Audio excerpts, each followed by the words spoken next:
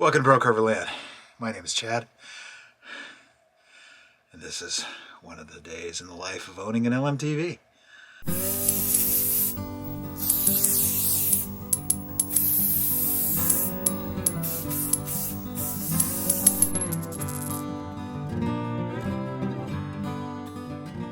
And then one of the other things that happened this week is I decided to go ahead and clean all the bugs off the truck. And if you can tell the color difference between behind and in front of, you can't really tell. Here you can really see it on this door. You see it on there too. All those black lines, yeah, the color coat is coming off on the Line-X. So the pressure washer ripped all the color coating off of the off the thing. So I called Line-X, and they're like, "Oh yeah, that's not supposed to happen." So I'm gonna pull the roof rack, pull all the lights, and they're gonna reshoot. Well, and there we go. We got the roof rack off in our janky one-man wheeled cart solution. Poor truck looks naked. Actually, it still looks good. So all we gotta do, we took the mirrors off, got the roof rack off, put the mirrors back on. Now we just gotta pull all the lights. But I'm going to do that once I drive it down on Friday. I'll pull the lights there because when I turn the headlights on for my brakes and all that stuff, the running lights come on, and I don't want to accidentally short something out. So I'm just gonna leave it all plugged in until I get down there. And we'll take them off then, or we'll mask around them, one of the two. Okay, update time. So we've got good news, bad news, good, bad news. So we got our new control unit, the air heater company, and it's even in English. So that's cool. It's still in, it's still in metric, so that's okay. Other piece of news, which is kind of a good news. I hope that windsock's working because it's windy. So it's kind of a good news, bad news thing. Good news is I took the truck into Line-X of Kirkland, and they did say that those lines that where I jacked it up with the pressure washer and where it delaminated right here are a warranty issue, so they are going to cover it. However, when we got there, we realized we could get the truck in the door, but we could not get it underneath their heater. The box wasn't on it when we did it the first time, so it's too tall. So I called around to a bunch of other Line-X companies in Washington. I found one that's about 50 miles away that can fit the truck in their shop, which is good.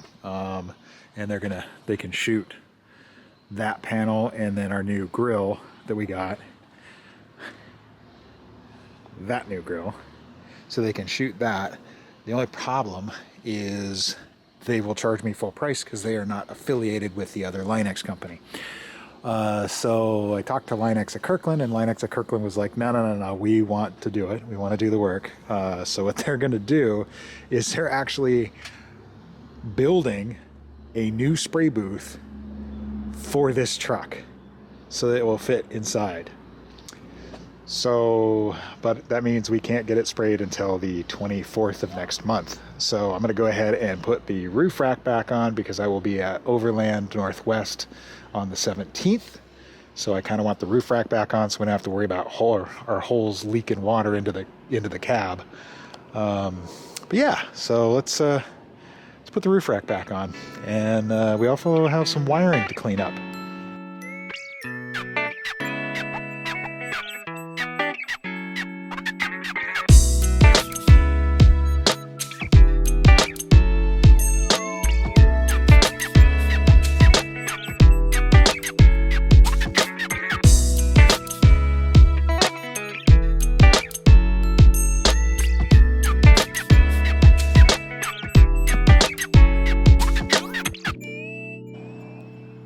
I know what you're thinking. Dude, why are your doors off again? Well, as you know, we pulled the roof rack and put it back on because we were having the truck repainted. But when I was tracing out a wire for a friend of mine who, you know who you are, who had questions about the air conditioner, I found this picture here. Yeah, so that windshield wiper motor was eating through my conduit. So that necessitated me, and it ate through one of the wires for my power mirror. So that necessitated the pulling of the conduit back behind all of this stuff, which required me to pull the entire dash out again and rerunning, well, number one, creating an entirely new wire harness and rerunning the wire harness down underneath here. The wire harness is that one right there. So yeah, we ran the wire harness back behind the air conditioning system and then ran it over and back out into our door. But since you've seen me wire this truck like 20 times now, I didn't make you sit through it. So yeah, that's where we are right there. Oh, and for a couple of other folks who are wondering about my exhaust system, yes, I did extend it. So now it comes out back beyond the truck, and I might as well just figured out what the heck, I added another muffler. And I'm still waiting to figure out what I want to do with the air intake system. And I haven't cleaned this up yet because I have another drain tube that's going to come through the air intake side for the air conditioning system. The drain tube is going to come out right there. People have been asking is, how do you keep this thing from flexing like this? See how that flexes on the door skin there? So what I've done, and I'll just show you, is I've put riv nuts in here in these 3 spots, and then I run stainless steel screws in. There we go. Now you can see that 1/4 inch mounting plate back there. So these holes basically just pin that to the interior panel, so it actually adds a bit more rigid structure. And that's how I'm doing that. Hi. Remember how we were talking about how we rewired that whole section over there and ran the new wiring harness across? Let me show you something that happened while I was doing that. And for this, we got to go to the little screen. Okay, I have I've tilted the cab up, disconnected this air box here. I can't pull it out any further because our brake system would be messed up. I've got my snake down there, you can see in the camera there. So there's the wire bundle that I pulled through. And if you pan over to the left a little bit, see that plug right there? Yeah, when I was dragging that thing through, I must have disconnected the 12 volt for the freaking heater. So none of these work anymore. So we gotta freaking tear this thing out and fix it. Okay, well, we got our cable hooked back up, got our panels put back together, got our freaking heater hose of doom, our floor heater hose of doom hooked back on over there. Oh, we need to move this stuff down to a less dangerous position because we have to tilt the cab and put the 10mm bolts back in for this guy. Oh yeah, and it's raining. So we got to do this in the rain. There. Plug that back in, and now we have fans again. Awesome. What a pain in the butt. Well, we made it back from the Northwest Overland Rally, so what does that mean for us? Well, right now it means we've got to rip off our antennas, our mirrors, and pull that roof rack off so we can get it ready to go back to the paint shop. So let's get started on that. Good morning. We're down here at Linex of Kirkland. We're going to get the cab resprayed. But yeah, let's get inside and get this stuff taken care of. Just scootering by and saw him raising a hot air balloon. Oh, and that's my ride. From Kirkland to Linwood. There's a Burt Gilman trail that actually goes almost all the way to my house and all the way to Linwood of Linex of Kirkland.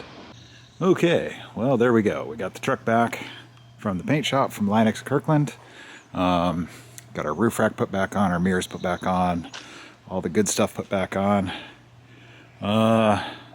Paint's not 100% perfect, but we did the best with what we had, so we're good. Anyway, I think this video has gone on long enough with all the randomness. It's been chopped up between multiple over a long period of time, so I think we're going to go ahead and just cut it here. In our next video, we've got hopefully some usage out of this thing. So anyways, thanks for joining. My name is Chad. We'll catch you in the next one.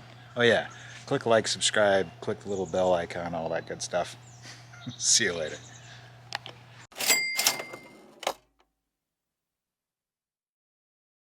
If anybody says, let's buy an LMTV, you tell them no. It's a bad idea. You end up in situations like this. Oh, why is this thing so big there's no room for anything?